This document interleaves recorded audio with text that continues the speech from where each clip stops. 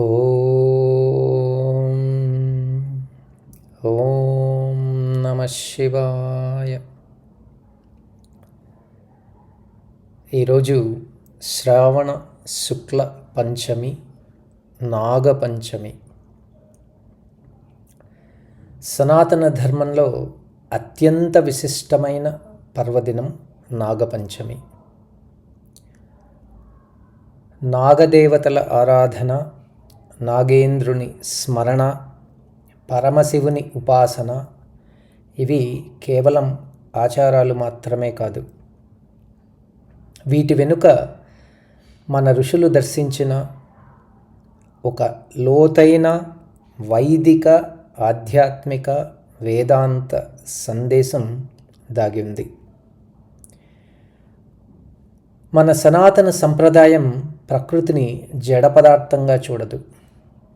ప్రకృతిలోని ప్రతి శక్తిలోనూ ఈశ్వర తత్వాన్ని దర్శిస్తుంది. అందుకే సూర్యునిలో ఆదిత్యతత్వాన్ని, అగ్నిలో అగ్నితత్వాన్ని, వాయువులో ప్రాణశక్తిని, నదులలో పవిత్రతను, వృక్షాలలో జీవశక్తిని, అలాగే నాగరూపంలో కూడా ఒక దైవిక శక్తిని దర్శిస్తుంది. ఇదే మన వైదిక సంస్కృతికి ప్రత్యేకత. ప్రకృతిలోని దైవత్వాన్ని దర్శించాలి. అందుకే మనం నాగపంచమిని జరుపుకుంటాం. నాగేంద్రుడు శివుని ఆభరణంగా ఎందుకున్నారు అని ఒకసారి ఆలోచిస్తే మనకు అత్యంత పరిచితమైన శివస్వరూపాన్ని ఒకసారి గుర్తుకు చేసుకుంటాం. జటాజూటంలో గంగ, శిరస్సుపై చంద్రుడు, కంఠంలో హాలాహల విషం, మెడలో నాగేంద్రుడు. ఇది కేవలం శివుని యొక్క రూపవర్ణన కాదు. ప్రతి అంశంలోనూ ఒక తత్వ సందేశం ఉంది. శివుని మెడలో ఉన్న నాగం సాధారణంగా మనిషిలో భయాన్ని కలిగించే జీవి. కానీ అదే నాగం మహాదేవునికి ఆభరణంగా మారింది. ఇందులో ఒక గొప్ప వేదాంత సందేశం ఉంది. జ్ఞానం కలిగిన చోట భయానికి తావుండదు. అజ్ఞానం ఉన్నప్పుడు మనకు భయంగా కనిపించేది, జ్ఞానం వచ్చినప్పుడు అదే వస్తువు తన నిజస్వరూపంలో దర్శనమిస్తుంది. అందుకే శివుడు అభయస్వరూపుడు. నాగేంద్రుని శివుని మెడలో దర్శించటం భయాన్ని జయించిన చైతన్యానికి ఒక అద్భుతమైన ప్రతీకగా మనం దర్శించవచ్చు. నాగపంచమి సందర్భంగా పరమశివుని స్మరించేటప్పుడు ఈ ప్రసిద్ధ స్తోత్రాన్ని భక్తితో జపిద్దాం.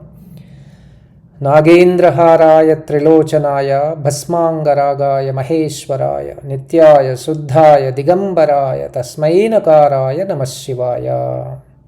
నాగేంద్రహారాయ త్రిలోచనాయ అంటే నాగేంద్రునికి హారంగా ధరించిన వాడికి, మూడు నేత్రాలు కలిగిన వాడికి, భస్మాన్ని అంగరాగంగా ధరించిన మహేశ్వరుడికి, నిత్యుడైనటువంటి వాడికి, శుద్ధ స్వరూపుడైనటువంటి వాటికి, దిగంబరుడైన పరమాత్మకు నమః శివాయ, నమస్కారం అని అర్థం. ఇక్కడ మరో అద్భుతమైన విషయం ఉంది. ఈ శ్లోకం నా అక్షరంతో ప్రారంభమవుతుంది. ఇది పంచాక్షరీ మంత్రం. నమః శివాయలోని మొదటి అక్షరం. అంటే నాగపంచమి రోజున నాగేంద్రుని స్మరిస్తూ శివుని ఉపాసన చేయటం మనలను క్రమంగా శివతత్వం వైపు, అంతర్ముఖత వైపు నడిపించే ఒక సాధనగా భావించవచ్చు. మన సాంప్రదాయంలో పర్వదినాలు కేవలం ఇది కావాలి, అది కావాలి అని కోరుకునే సందర్భాలు మాత్రమే కావు. అవి మన చిత్తశుద్ధికి, మనస్సు యొక్క పరిశుద్ధికి, అంతర్ముఖ సాధనకు అవకాశాలు. నాగపంచమి రోజున కుటుంబ శ్రేయస్సు కోసం ప్రార్థిద్దాం, సంతాన సౌభాగ్యం కోసం ప్రార్థిద్దాం, ఆరోగ్యం, శాంతి, ఐశ్వర్యం కోసం ప్రార్థిద్దాం. కానీ అదే సమయంలో ఓ పరమేశ్వర, నా అంతరంగంలోని భయాన్ని తొలగించు, నా అజ్ఞానాన్ని తొలగించు, నా అహంకారాన్ని తొలగించు, నా మనస్సుకు శాంతిని ప్రసాదించు అని కూడా ప్రార్థిద్దాం. ఇదే ప్రార్థనను వేదాంత సాధనగా మార్చే మార్గం ఇది. నాగం అంటే కుండలినికి ప్రతీక. యోగ తాంత్రిక మరియు ఆధ్యాత్మిక సాంప్రదాయాల్లో సర్పరూపం అనేక సందర్భాలలో కుండలిని శక్తికి ప్రతీకగా వివరించబడింది.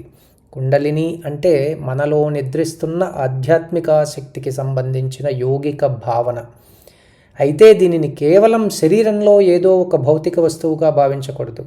దీనిని మన అంతరంగంలోని సుప్తమైన చైతన్య సామర్థ్యానికి ఒక ప్రతీకగా కూడా అర్థం చేసుకోవచ్చు. సర్పం వలయాకారంగా ఉండటం, దాని శక్తి, దాని జాగ్రత్త, దాని నిశ్శబ్ద గమనం ఇవన్నీ మనకు అంతర్ముఖ సాధనను గుర్తు చేస్తాయి. అందుకే నాగపంచమి మనకు ఒక ప్రశ్న వేస్తోంది.